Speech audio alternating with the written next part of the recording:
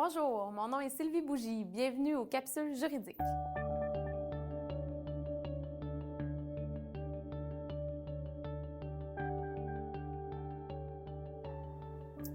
À quoi sert une convention entre actionnaires? Habituellement, on fait une convention entre actionnaires pour 3 raisons. D'abord, on veut créer un marché pour nos actions. On veut ensuite éviter la présence de tiers au sein de la compagnie. Et de 3, on veut maintenir notre pourcentage d'actions. On va voir ces 3 éléments-là, inquiétez-vous pas.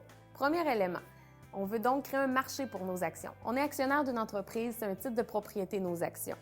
Donc, comme une maison, on ne peut pas forcer notre voisin à vendre sa maison si on ne s'entend plus bien avec lui, ou on ne peut pas forcer notre actionnaire à vendre ses actions également si on ne s'entend plus bien avec lui. Donc, la convention d'actionnaire va prévoir des cas où il va être possible de racheter les actions d'un actionnaire.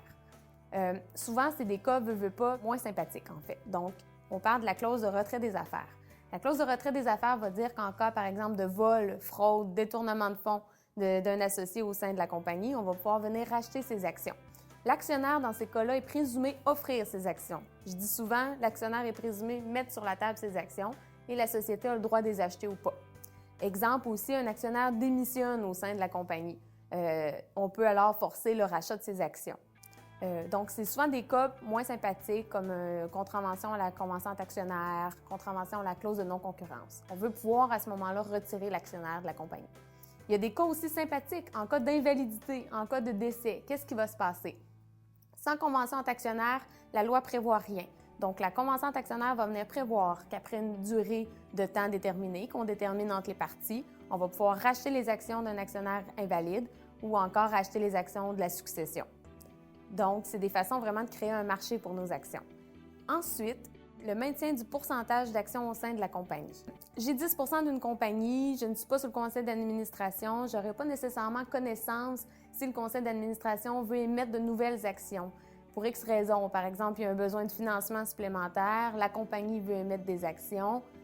Avec la convention d'actionnaire, c'est la clause de droit de préemption. Ça donne le droit à un actionnaire d'acheter, donc de souscrire à des actions que la compagnie va vouloir émettre pour le pourcentage qu'il détient déjà. Donc, dans mon exemple, 10 %, l'actionnaire va pouvoir souscrire à 10 % des 100 000 actions qui veulent être émises au prix fixé par le conseil d'administration.